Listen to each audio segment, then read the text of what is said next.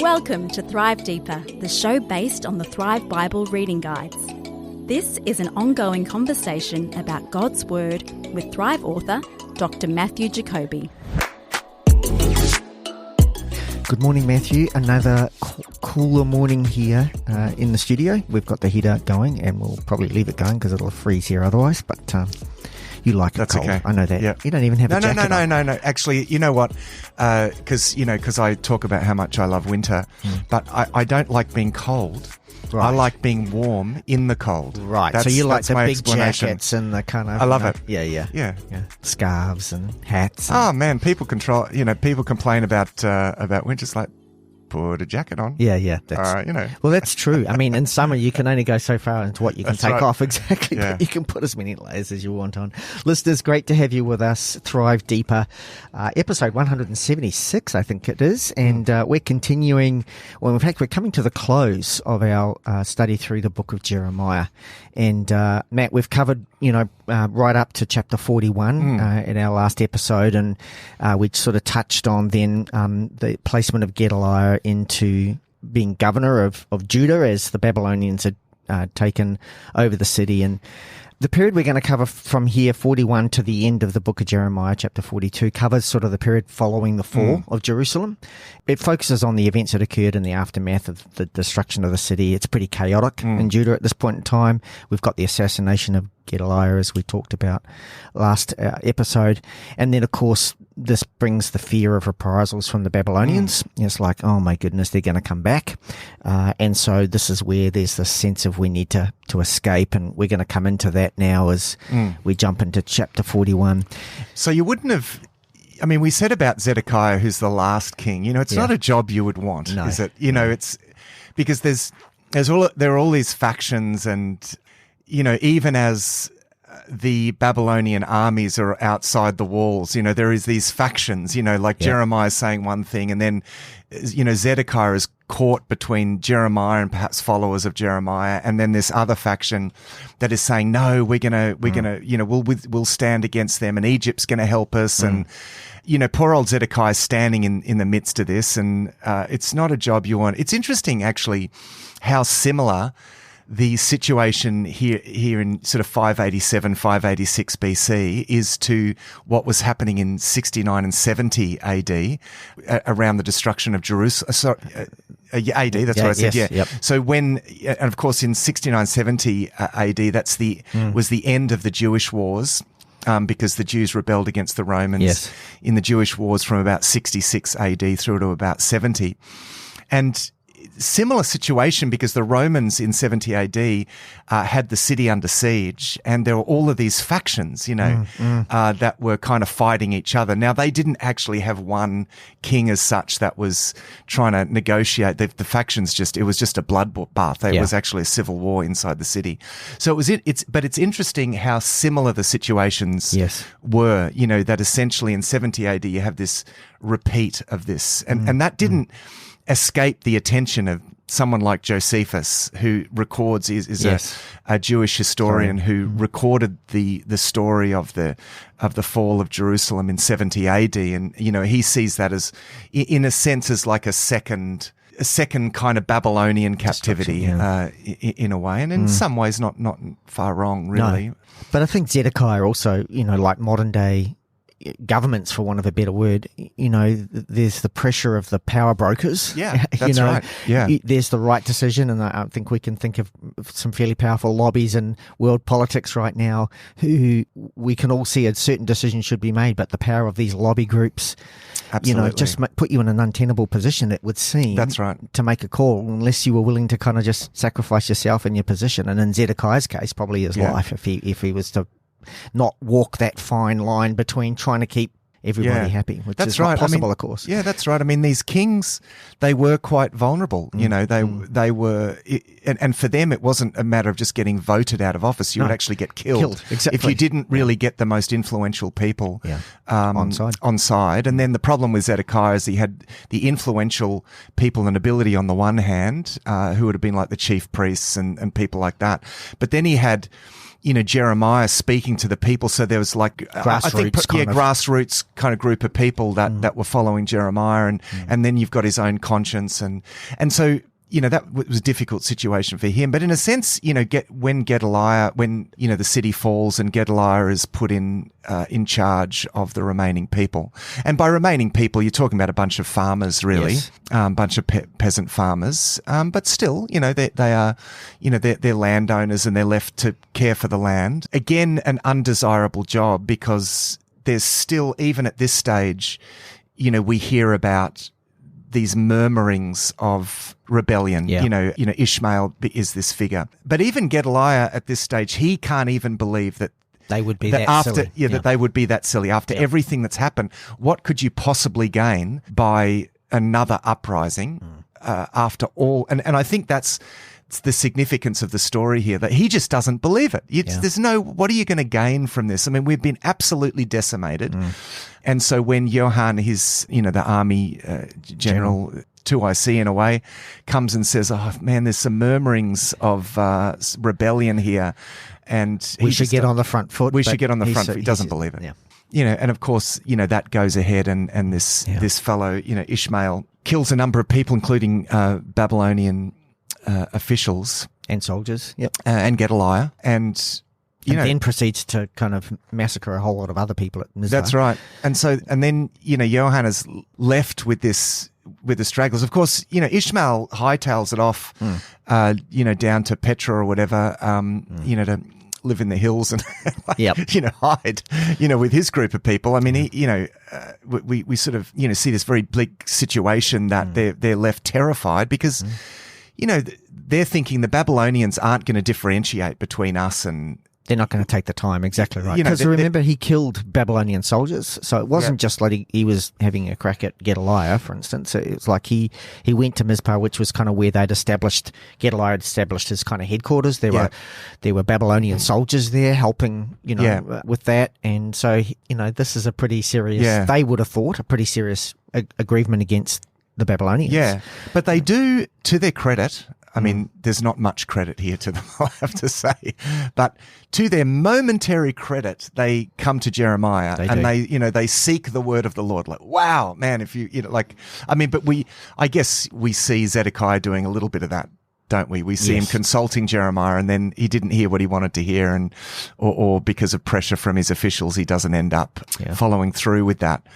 But they do that. And they say, Jeremiah, what should we do? Yeah, and they say, Jeremiah, what should we do? And on top of that, they say, we'll do whatever it is, whether it's good or whether it's bad. Yeah. I mean, they were really making a fairly strong statement that regardless of what he told them, they were going to obey that. Yeah. And then... So then he goes away for like 10 days to pray and to seek God, come back. It's not like he just said, oh, well, here's what we should do. He actually, No, that's right. He's not giving them his best idea. Exactly right. He's gone away and really sought the Lord, come back. And you would think after all these other prophecies that he's given that have now come to pass, when he comes back with there'd be just no question. Yeah. But they go, nah, we're not doing that. Yeah, that's right. So he tells them to stay. He tells them to basically that they're going to be safe, that if they remain in the land, that king of Babylon, he'll understand and whatever. But fear gets the best of them, gets the better of them. And basically they decide, no, we're going to escape to Egypt. And, Jeremiah says, listen, disaster's going to overtake you there. Egypt is not a safe space. No. The safe place is to do what God tells you to do. That's the safe place. This is the ancient world. There are no safe places. Not really. In one sense, there are no safe places. But they're thinking, if we go to Egypt, Egypt is a safe place because of its military power and they have plenty of food. And that's right. It's the one place that's kind of still just holding out. Yes.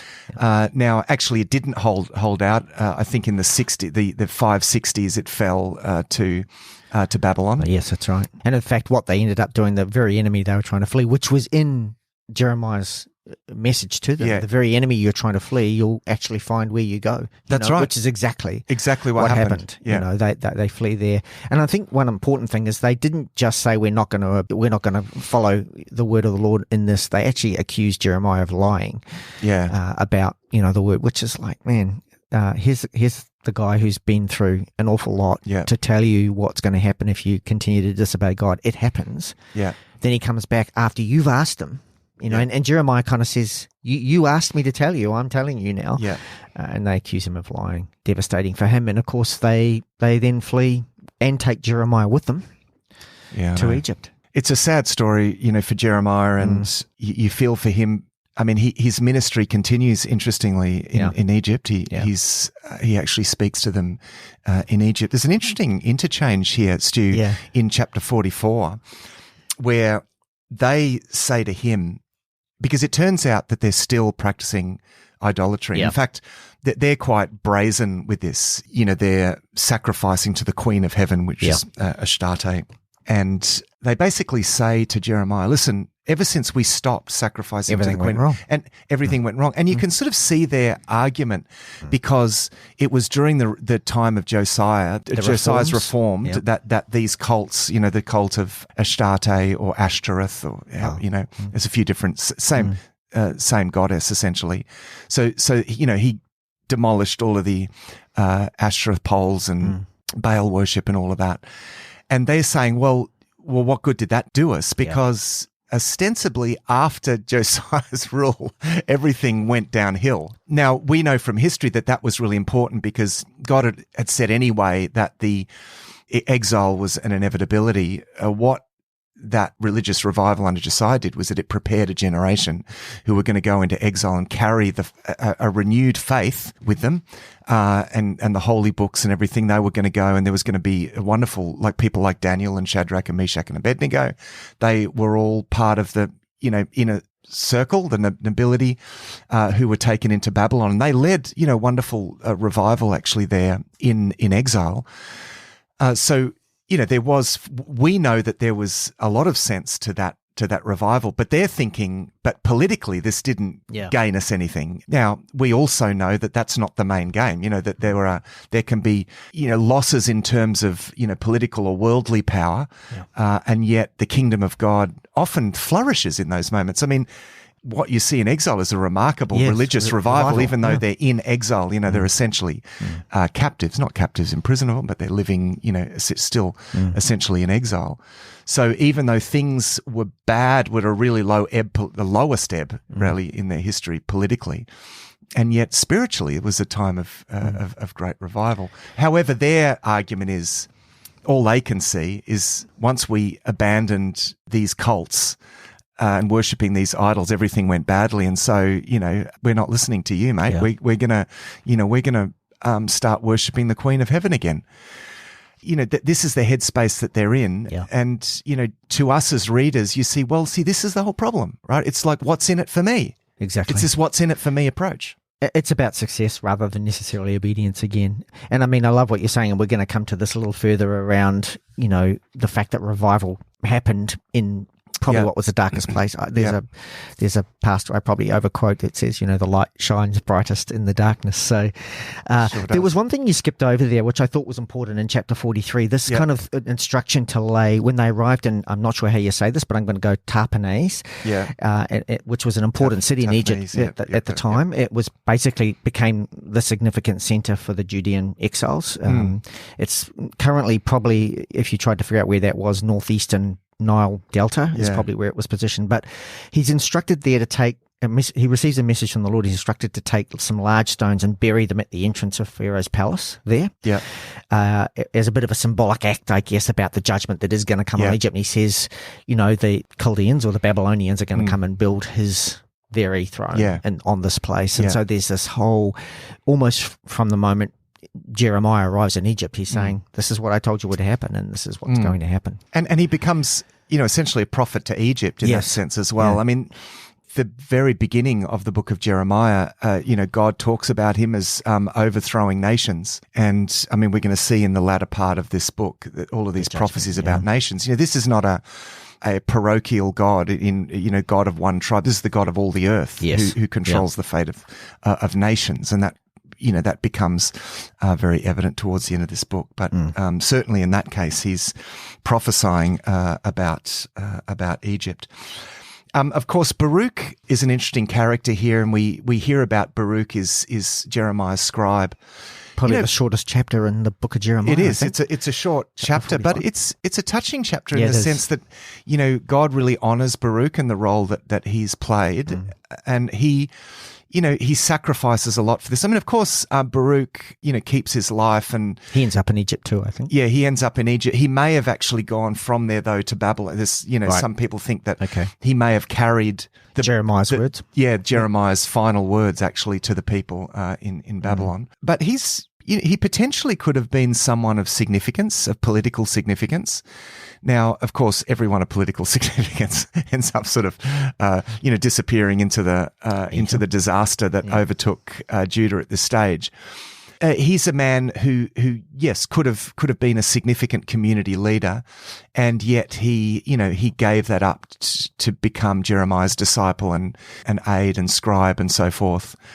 And so we see God really honouring him here, I think, which is very touching. Then we sort of move into the prophecies against the nations as we move into chapter 46. So it seems like these chapters are sort of tagged on the end of the book here. In some ways, the book you sort of finish with Baruch because, of course, Baruch kind of wraps this up. Yes. And so in a sense, he has the last word, his testimony here is sort of the last word in this book, particularly if you imagine him taking these words and taking them to Babylon, to the people in Babylon. But there's this question of he has these prophecies about the nations that would have been prophecies that came during Jeremiah's ministry at some time. We don't know when in Jeremiah's ministry these prophecies were made, but they're attached on to the end of the book as such here. As I said, they are prophecies that show the significance of the fact that God is the God of all of the nations, and he'll choose whatever instrument he wants to use to discipline, to shape his people. Yeah. I mean, at one point he uses Babylon, and then Egypt, and then Babylon. So it's like God doesn't take sides here, except God's side. It's no point putting our trust in political parties or political powers or whatever, because it's what God wants, and he'll use whatever instrument he needs to use. And that's right. And so now we see these series of judgments or prophecies against the various nations that had been really enemies of the nation of Judah. Yeah, that's right. And this is, it's a fairly unique thing in an ancient world context, because prophets tended to be associated, like it speaks about the prophets of Baal or this. Yeah. So they were localized people, and they were in touch with localized deities. But the significance here is that this is the God of all of the earth. And so Jeremiah's talking about essentially of all of the known world in some sense. Certainly, he's speaking about Babylon, which is this massive empire, and there's certainly every sense in which, and the message that you get is that Babylon is not outside of God's sovereignty. Yes, it's completely under God's sovereignty. Yeah. Interesting thing about the prophecy against Babylon here is that, Jeremiah prophesies that Babylon's going to become this wasteland, that's going to be destroyed, and it's going to become this uninhabited wasteland. And of course it does, I mean, today, the site of ancient Babylon is absolutely a wasteland. And it's near Baghdad, but it's just sort of there in a bit of a wasteland. Yeah. And I mean, there's been some excavation there, but not a lot. And this is an empire that kind of rose and fell pretty quickly, only within a century, basically, really. Yeah, but powerful empire, and yet what's left of it? Nothing. It's just, and, it's interesting to compare that with Jerusalem, of course. Now, Jerusalem has, been destroyed many times over, but it is one of the most famous centers in the world today. Yes. I mean, one might say perhaps infamous in the sense because there's so much trouble and so much tension associated with the city. But I mean, people today still stream to Jerusalem, and I've been there many times, and I'm people sometimes say, is it a safe place to go? I say, you would have no idea how many tourists actually really flow in from all the nations. I mean, the prophecies of Isaiah, talk about all the nations streaming to Jerusalem. And even just in terms of tourism. Yes. Yeah, exactly. not only Christian tourism, but Jews from all over the world obviously still flock to Jerusalem. Even Muslims still make pilgrimage to Jerusalem. It's just it's like truly all of the world continually. There's this influx of people from all over the world to Jerusalem to this day.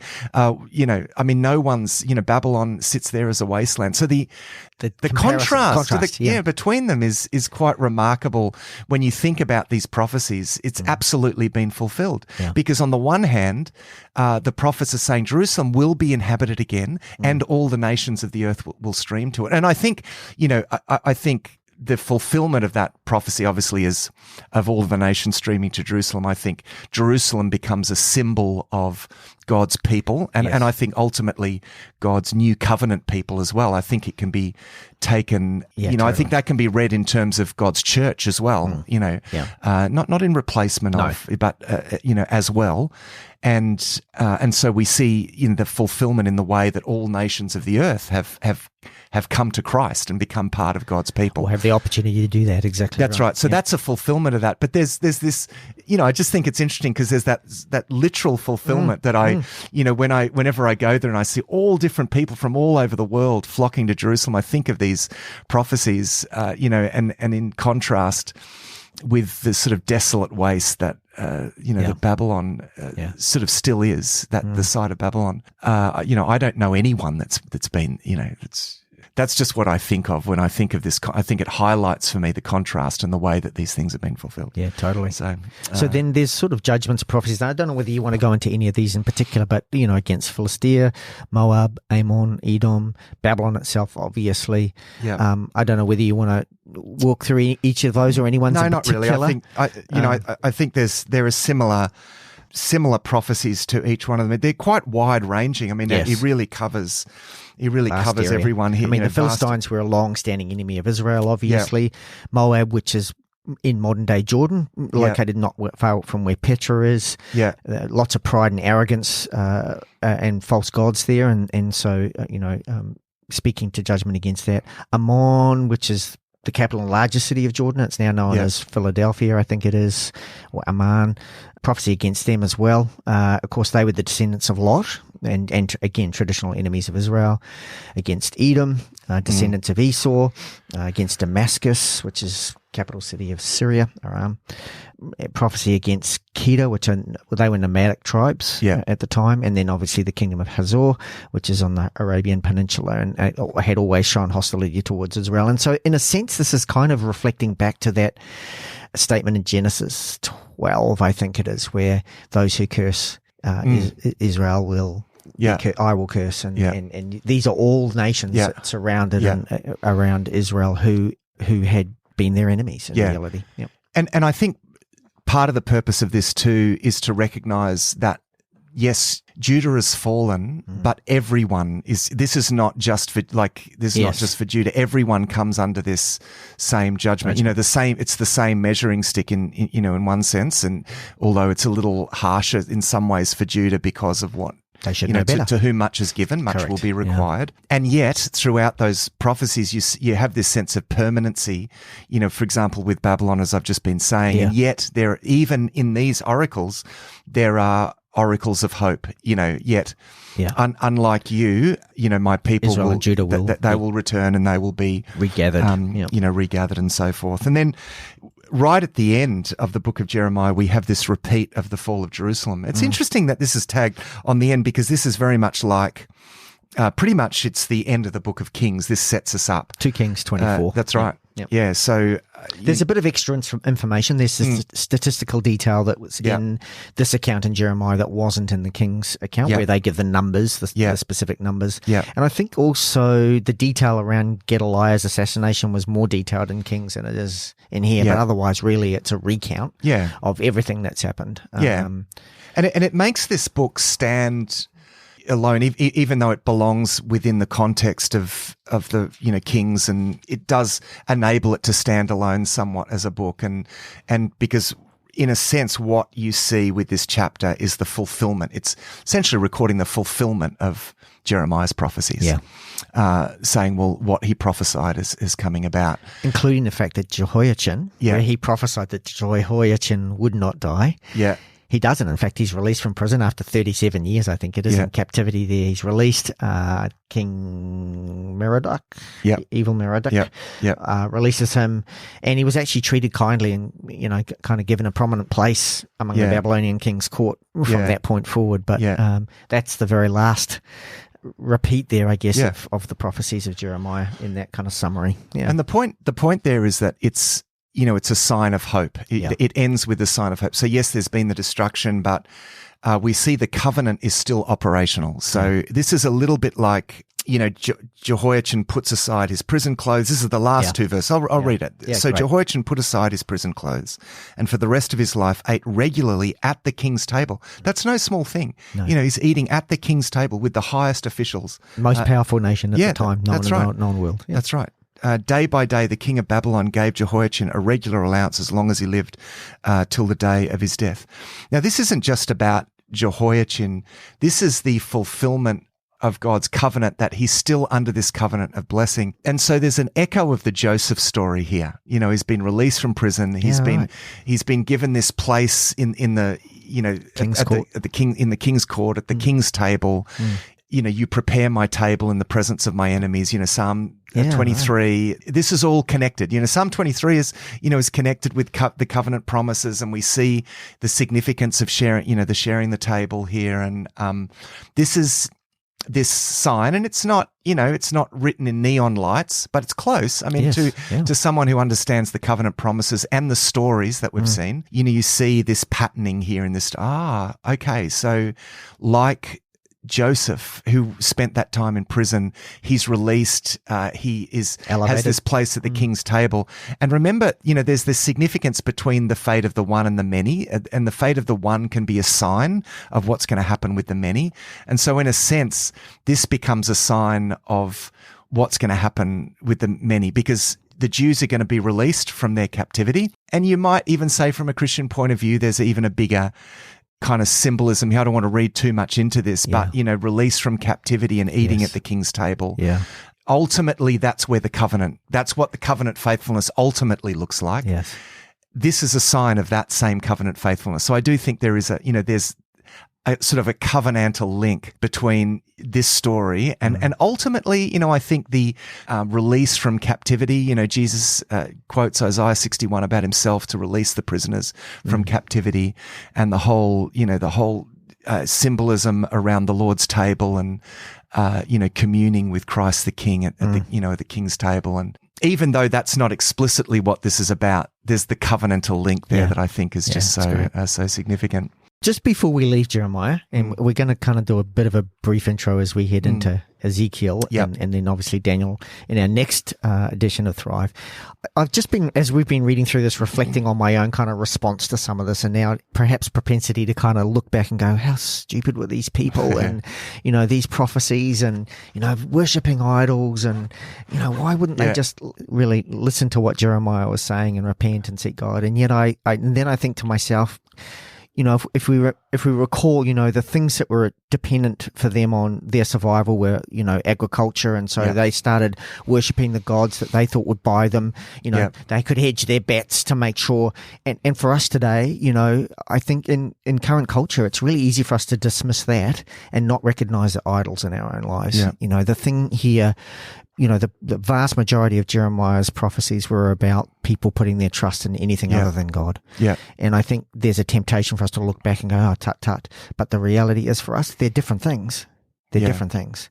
But I think we certainly, and particularly Western culture, we can put our trust in so many other things other than God. Absolutely. And this really, I think, is the key to really reading and understanding this book. It's not just about understanding background and what's going on in the text. I mean, that's all important, but you've got to see yourself in the text and you've got to see the propensity. It's the same tendency, right?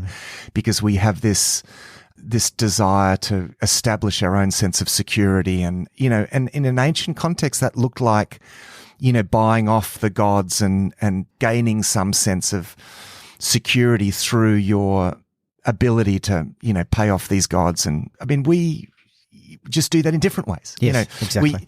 Our natural tendency is not to trust God. Our natural tendency is to trust in other things and our own ingenuity to solve our own problems. Try everything first, and then when that doesn't work, let's pray about that. Exactly. Whereas we should be starting with seeking God. Exactly. And it's not that we, it's not that we don't, we're not financially responsible or we don't, but that's the key, Stu, I think, for these books to have meaning and for us to be engaged in them. And I think this is important because we're going to continue in Ezekiel, and I would implore our listeners not to tire of these prophecies. Again, please hear the heart of God in these.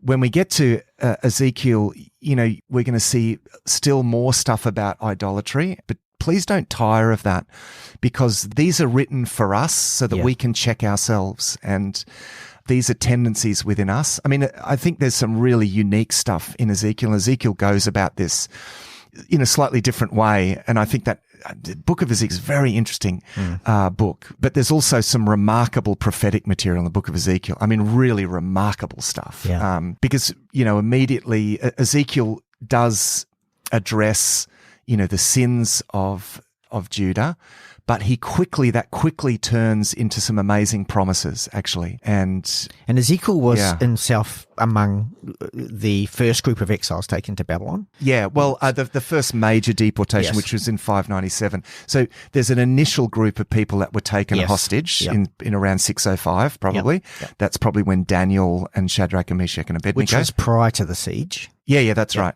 And then when Jehoiakim rebelled, and then Babylon came back and they took Jehoiachin. When Jehoiachin went into exile, that's when Ezekiel went as well, because there was some like thousands of people that went into exile as well. And would most of these prophecies have been written by him in Babylon?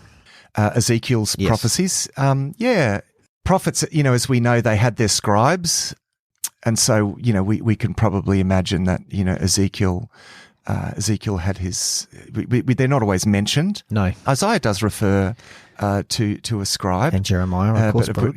Baruch is probably the most prominent of the prophetic scribes. Yeah, so Ezekiel is prophesying actually from the moment he's exclusively an exilic prophet. Right. So his ministry really begins in Babylon. So we have that opening vision, and prophetic ministries often begin with some kind of, call narrative, and you see that again with Ezekiel. You don't get that there are a number of prophets like Amos and Nahum and others that they just kind of turn up out of the blue.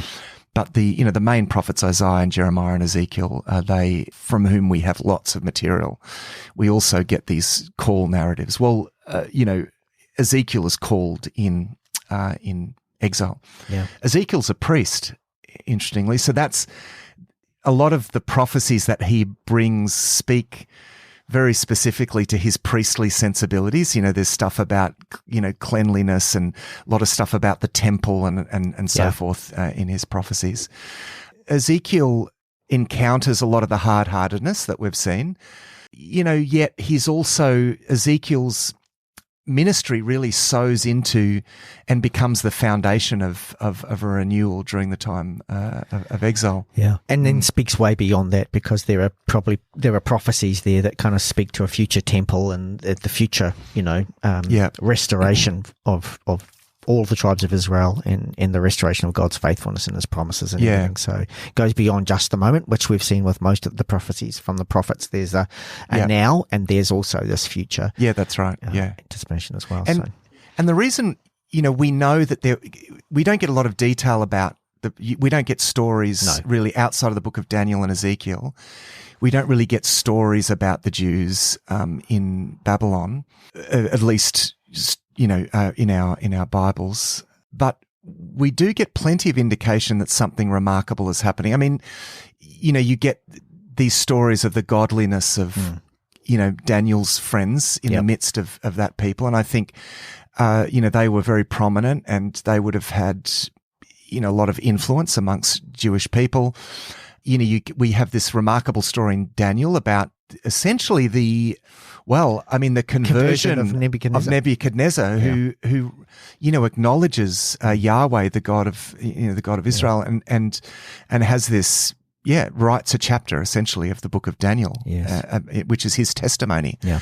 And so that's, it's quite I mean, that is just remarkable. But then it's even the fact that after 70 years, you do have a community there that's willing to actually drop everything, because they established lives there in Babylon. And there's every indication that the Jewish people did quite well. They were quite industrious. I mean, Jeremiah says, go there and contribute to life. And there's every sense that God blessed them. Every indication that God did bless them and their livelihoods in Babylon. Because there's enough, historical material that points to the fact that they were a, significant force at the time. We know that, from the book of Esther, that they were very significant at the time. A lot of Jewish people around, enough for there to be a significant element of anti-Semitism. Yeah. Anti-Semitism often arises in response to the Jews becoming quite prosperous and even powerful. Yep. And that was certainly the case. Now that's set in the Persian Empire, but it goes to show that as a people, they're being significantly blessed in exile. In exile, yeah.